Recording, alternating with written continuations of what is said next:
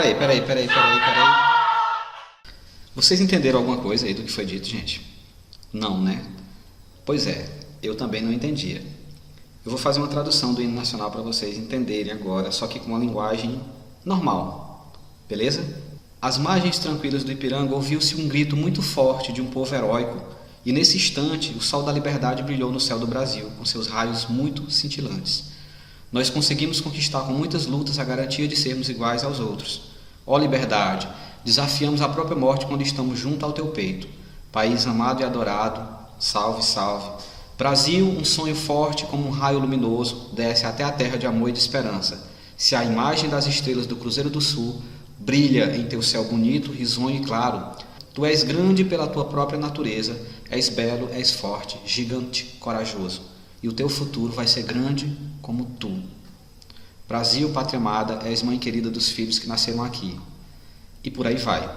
Pessoal, certamente se eu tivesse lido essa parte antes, muitos de vocês sequer iam saber exatamente que texto eu estava lendo.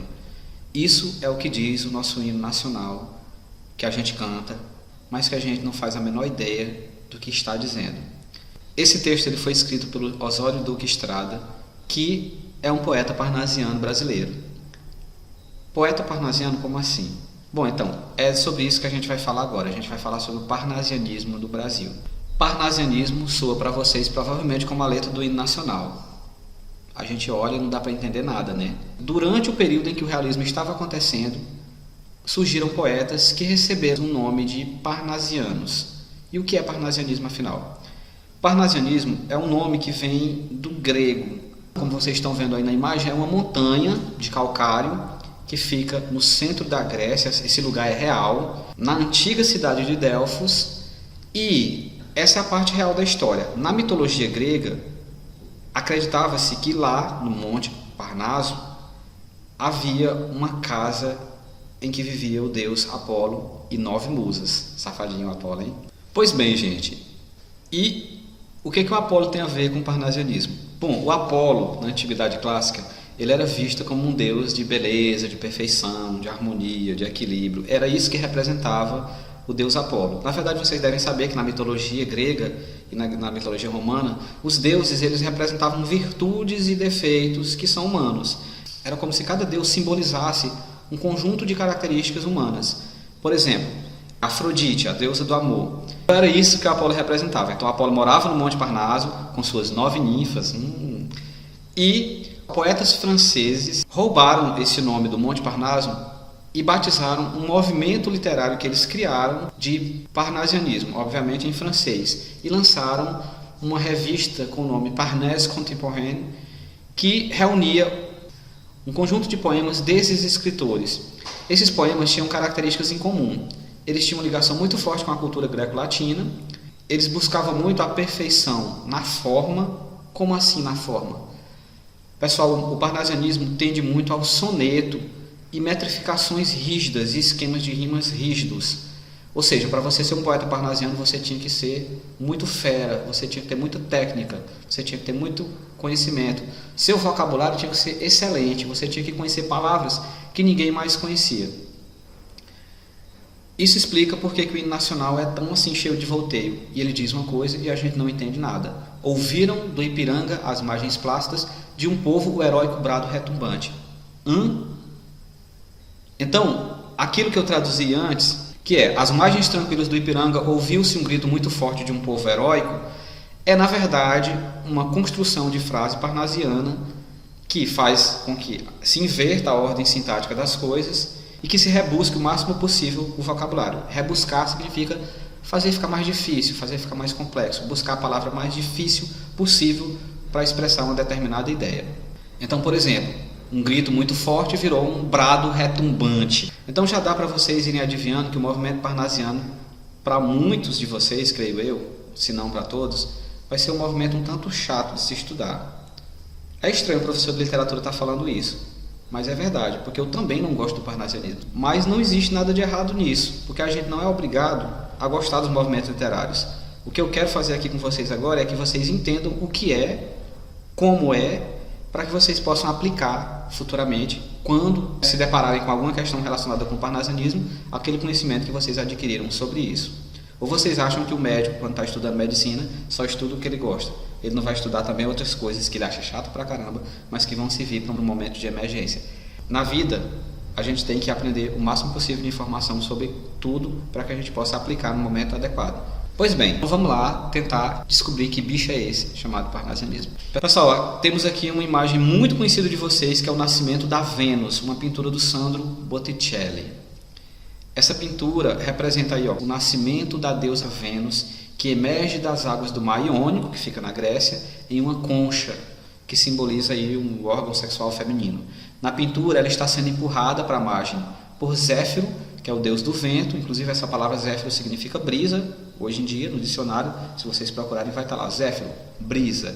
E Zéfiro está soprando, empurrando a Vênus para a margem. Ele representa o vento oeste, símbolo das paixões espirituais. Então tinha isso ainda, essa brisa era na verdade o símbolo de paixões que vem do espírito, da alma. Do outro lado nós temos a Hora recebendo aí a Vênus, que está sendo soprada pelo Zéfiro. E a Hora é uma deusa das estações. Ela está trazendo aí um manto bordado de flores para colocar sobre a Vênus. Vênus também é conhecida como Afrodite. É mais ou menos como o sincretismo que existe entre a religião católica e a religião africana, né? Iemanjá, Nossa Senhora, certo? Então, os símbolos religiosos, eles meio que se misturavam, ganhavam nomes diferentes, mas que na verdade representavam a mesma coisa. Então, eu tenho aqui uma foto da Afrodite, em separado.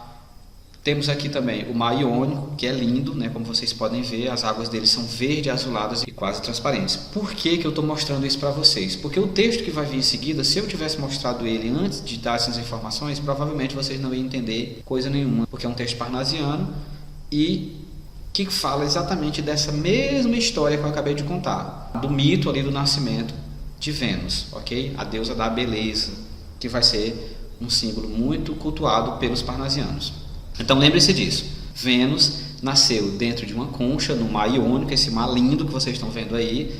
Ela foi soprada por Zéfiro para a margem da praia, recebida por Hora, a deusa das estações, que a cobriu com um manto de flores. E ela é a simbolização da beleza, da perfeição, do amor. Então vamos a um poema de Alberto de Oliveira, poeta parnasiano brasileiro. Chama-se Aparição nas Águas. O texto diz: Vênus, a ideal pagã que a velha Grécia um dia viu esplêndida erguer-se a branca flor de espuma, cisne do mar Iônio, desvendado da bruma, visão filha talvez da ardente fantasia de um cérebro de Deus. Vênus, quando eu te vejo a resvalar tão pura, do largo oceano à flor, das águas verde-azuis na úmida frescura, vem dos prístinos céus, vem da Grécia que é morta, abre do azul a misteriosa porta, e em ti revive, ó pérola do amor.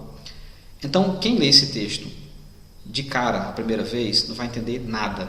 E aí vai acontecer aquilo que as pessoas dizem às vezes quando leem literatura.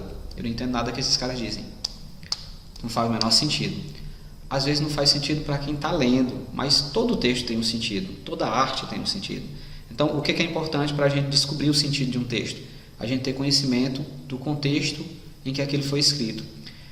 Para vocês entenderem esse texto, vocês teriam que ter um conhecimento sobre a Grécia antiga, sobre o que é o Mar Iônico, sobre o que é a Vênus, sobre como é o mito do nascimento da Vênus, sobre algumas palavras de língua portuguesa que não pertencem ao contexto linguístico de vocês. Contexto linguístico como assim? Tipo, palavras que vocês não vão usar no cotidiano. Obviamente não tem aí palavras que vocês vão estar numa festa de repente. Aí pessoal, estou aqui desvendando a bruma. Olha só que céu prístino. Então são palavras de um vocabulário muito erudito. Os parnasianos, eles tendiam a ser muito snobs. Então eles faziam isso quase como para um grupo fechado. Somente quem tivesse aquele nível de conhecimento da mitologia, da história, da língua portuguesa, é que ia entender esse texto. Por isso que para a gente é tão difícil, porque para a época a linguagem já era difícil. Bom, pessoal, então eu acredito que como eu expliquei um pouco sobre a Vênus antes, deu para vocês terem pelo menos uma base do que o texto está falando. O título, Aparição nas Águas. Então está falando de algo que apareceu nas águas. Se o texto está citando a Vênus, a gente está falando sobre a aparição da própria Vênus nas águas. Por que ele diz que Vênus é um ideal pagão? Porque pagão está relacionado com tudo que não for da religião católica. Tudo que é ligado à religião fora da religião católica é chamado de pagão. Então a mitologia grega é pagã. Vênus, a ideal pagã, porque ela representa o ideal de beleza, que a velha Grécia um dia viu surgir esplêndida, erguer-se da flor branca da espuma. Que flor branca da espuma é essa? É porque eu não falei detalhes sobre isso, mas está relacionado com a mitologia o fato de que as ondas do mar, as espumas do mar, na verdade, elas são o sêmen de um deus que fez com que a Vênus nascesse dentro da concha. Tem um conteúdo erótico aí nessa coisa, vocês podem perceber. Então ela nasceu como um cisne branco, porque ela é muito branca, no mar Iônico da Grécia, no meio da bruma, né, daquela neblina toda, e ela só pode ser, de acordo com o poeta, uma visão ardente da fantasia do cérebro de um deus, né? Foi uma criação divina. Então ela nasce ali no meio daquela branca flor de espuma, que é a concha com a espuma do mar, e ela vai sendo levada até o oceano. Ela nasceu onde? Nas águas verdes de úmida frescura do mar Iônico. Ela vem dos prístinos céus. Prístino significa uma coisa que é muito, muito, muito antiga. Vem da Grécia, que é morta, porque a Grécia antiga já não existe mais, né? A cultura grega hoje é completamente diferente. E ali ela abre do azul a misteriosa porta em que revive a pérola do amor. Ou seja, é um poema de ode, de homenagem a Vênus, que não tinha nada a ver com a cultura brasileira da época que o parnasianismo surge. Ou seja, os parnasianos não estavam nem aí para o que estava acontecendo no Brasil. A gente está falando aqui de final do século XIX, a gente está falando aqui de período pós-libertação dos escravos, né, de Guerra do Paraguai, de começo de uma sociedade mais urbanizada, de chegada de tecnologias novas, e os parnasianos falando de Vênus, lá na Grécia Antiga. Ou seja, eles eram meio alienados da realidade da época, e vocês vão ver isso ao longo de vários textos dentro da estética parnasiana. Então, o parnasianismo está aqui descrito como a morte da poesia romântica, mas esse poema ele tem um certo traço de romantismo. Então eu quero que vocês não se apeguem muito a essas ideias de que um movimento é completamente diferente do outro. Sempre há uma transição de um período para outro, sempre há um pouco da poesia romântica na poesia que vier depois, sempre há um pouco da Árcade na romântica, da barroca na Árcade, e assim sucessivamente, assim como também essas estéticas elas vão se repetir ao longo da história por outros escritores que não nasceram no período, mas que têm características parecidas, que vão explorar uma estética parecida. Então, situando historicamente o parnasianismo, ele surge em 1850 na França, rejeitando o lirismo romântico. O romantismo tinha assim muita emotividade, então eles querem fazer uma coisa assim mais técnica, mais seca. São os escritores Théophile Gautier, Leconte de Lisle, Banville, que vão iniciar esse movimento lançando esse livro que vocês estão vendo aí com essa capa feia, né, porque era o que tinha de melhor na época de projeto gráfico, Le Parnasse Contemporain, um livro que reúne os poemas desses três poetas que tinham versos que valorizavam a beleza e que eram extremamente rebuscados em relação à linguagem e em relação à forma do texto. Tudo era metrificado, todas as rimas, tudo certinho. Se você não sabe isso, você não é poeta, diziam eles, então sai daqui que a gente é que manda aqui nesse negócio. Eles publicam essa coletânea e aí um escritor chamado Arthur de Oliveira vem de Paris, traz esse livro para cá, apresenta aos escritores daqui e pronto, virou modinha, né, como vocês dizem. Então virou modinha e alguns escritores brasileiros também, pessoal da elite, começam a produzir esse tipo de texto e dizem assim, vamos fazer o movimento parnasiano brasileiro. Então eles vão se opor aos românticos excessivamente amorosos, mas vão ter poetas parnasianos que vão falar de amor também. E em 1882, eu não quero que vocês se prendam a essa questão de data, porque isso não importa, mas em 1882 é lançado no Brasil um livro de um cara chamado Teófilo Dias. O nome do livro é Fanfarras e esse livro é o primeiro livro parnasiano do Brasil. Posso dizer, e não sou só eu que estou dizendo, os críticos da literatura também dizem que é um livro horrível, que teve como uma única importância o fato de ser o primeiro livro parnasiano do Brasil. Eu não conheço um texto do Teófilo Dias, não conheço o livro Fanfarras e ele sequer é citado no livro de literatura de vocês. Na verdade, ele só marcou o início do parnasianismo no Brasil. O parnasianismo ele vai ser um movimento muito restrito, focado em 3 pessoas apenas na literatura brasileira. Aqui está um busto do Teófilo Dias e aqui está o poema Estátua. Eu vou ler para vocês e não vou dar interpretação. Vou só deixar no ar, se vocês entenderam alguma coisa do que ele está dizendo. O poema se chama Estátua. Fosse-me dado em mármore de Carrara, num arranco de gênio e de ardimento, as linhas do teu corpo, o movimento, suprimindo fixar-te a forma rara, cheio de força, vida e sentimento, sugira-me o ideal da pedra clara, e em fundo eterno arrobo se prostrara ante a estátua imortal meu pensamento. Do albor de brandas formas eu vestira, teus contornos gentis eu te cobrira, com marmóreo sedal os moles flancos, e a sôfrega avidez dos meus desejos, em mudo turbilhão de imóveis beijos, as curvas te enrolaram em flocos brancos. Entenderam alguma coisa? Nem eu, pessoal. Então ele está descrevendo aí uma estátua que ele viu em algum lugar. Que coisa mais seca, né? E aí não dá nem para emocionar, porque se uma mulher recebe um poema desse de alguém, ela não vai estar muito interessada nisso, não. Pois isso é o movimento parnasiano. Essa é a poesia do Teófilo Dias. A poesia parnasiana vai ser sempre assim? Incompreensível? Não. Vão existir coisas mais simples de se entender. Por exemplo, há um poeta que eu gosto muito dentro do movimento parnasiano, que é o Olavo Bilac, um poeta que dialoga ainda com a estética romântica. Os poemas dele ainda falam de sentimento. Mas, no geral, a poesia parnasiana tende a ser sobre coisas, objetos, lugares, fatos históricos, coisas totalmente impessoais, nada relacionado com o sentimento do indivíduo. Certo? Então é sempre a expressão de um indivíduo sobre alguma coisa que está completamente alheia à realidade dele, completamente fora da realidade em que ele está situado. Aqui, pessoal, eu tenho um trabalho que eu fiz com uma turma passada e que eu tenho muito orgulho da forma como foi feito, e eu sempre mostro isso para todos os outros alunos. O que eu fiz? Eu propus a eles fazerem uma desparnasianização de um texto parnasiano. Como assim? Pegar um texto parnasiano e transformar num texto moderno. Temos aqui, à esquerda de vocês, um poema chamado Vaso Grego, de Alberto de Oliveira. E do lado a gente tem uma adaptação livre feita pela aluna Ana Valquíria Barros, que transformou o poema de forma genial em algo compreensível pela mente do ser humano comum, como nós, ok? Então, vamos ler aqui do lado, só para vocês entenderem bem o que foi que aconteceu nesse processo, porque eu vou pedir para vocês desparnasianizarem também alguns textos do jeito que eu fiz com o hino nacional lá no início, ok? Vaso grego diz o seguinte, e aí temos a imagem no meio de um vaso grego. Esta de áureo relevos trabalhada, de divas mãos, brilhante copa, um dia, já de aos deuses servir como cansada, vinda do Olimpo a um novo deus servia. Era o poeta de Teos que a suspendia. Então, e ora repleta, ora esvazada, a taça amiga aos dedos seus tinha, toda de roxas pétalas colmada. Depois, mas o lavor da taça admira, toca e do ouvido aproximando as bordas finas há de lhe ouvir canora e doce, ignota voz, qual se da antiga lira fosse a encantada música das cordas, qual se essa fonte de Anacronte fosse.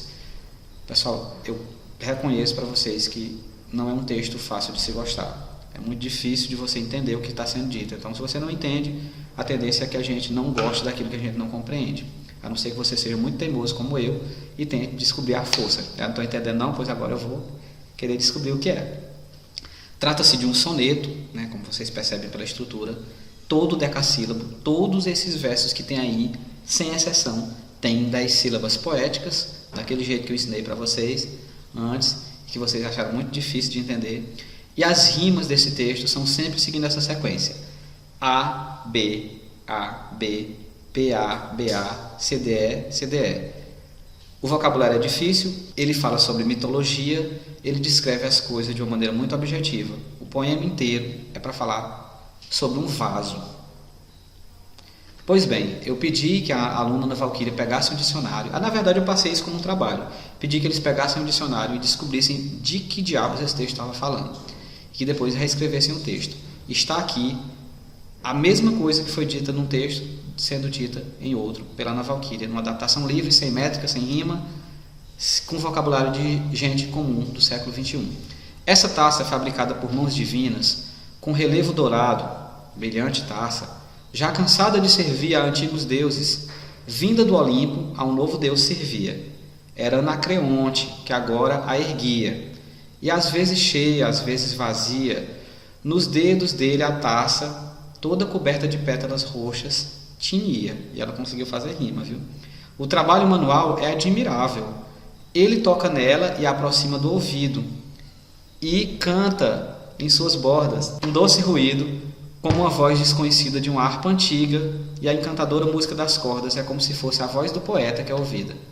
Então, se vocês pararem agora o vídeo, pausarem o vídeo e lerem, comparando cada estrofe, cada verso com o que a Ana Valquíria escreveu, vocês vão perceber que é exatamente a mesma coisa que está sendo dita, só que sem as inversões sintáticas, sem o mesmo vocabulário complexo e, felizmente, ela conseguiu manter algumas rimas. Esse poema que ela escreveu, ele poderia ter sido de um grande poeta brasileiro. E ela não estaria errada de fazer isso, porque vocês vão descobrir daqui a pouco que os parnasianos gostavam de um plágiozinho demais. Vários poemas parnasianos são plágios de poemas que foram escritos na França e em outros lugares da Europa. Então, essa readaptação de textos que já existiam é muito comum. Esse poema é da Ana Valquíria, se ela disser que é dela e pronto, porque os parnasianos tinham direito, ela também tem. Então, pessoal, isso aqui é para demonstrar um pouco a estética parnasiana para vocês. Eu vou fazer o seguinte, eu vou deixar um texto parnasiano aqui embaixo do meu vídeo e vou pedir para vocês tentarem reconstruir esse texto da mesma forma, trazendo para uma estética moderna. E aí vocês vão mandar de volta para mim esse texto. Eu vou avaliar esse texto. Eu não vou dizer para vocês quanto que ele vai valer, mas eu vou avaliar. E meu sonho era que vocês conseguissem fazer alguma coisa, pelo menos perto do que ficou esse texto aí. Mas eu acredito que tem gente capaz de fazer até melhor. Não sei, não digo nada. Então faz o seguinte, eu vou parar por aqui. Bom, e na próxima aula eu apresento para vocês mais sobre o parnasianismo, né, e sobre os 3 escritores fundamentais do parnasianismo no Brasil, Olavo Bilac, Alberto de Oliveira, Raimundo Corrêa, para que vocês entendam como é a estética literária de cada um deles, o que cada um diz, como é a característica do texto. E eu acredito até que talvez um ou outro poema possa agradar vocês como agrada a mim, apesar de eu não ser um grande fã do parnasianismo, beleza? Até a próxima aula, a gente se vê na aula ao vivo. E bens. Educar e transformar vidas.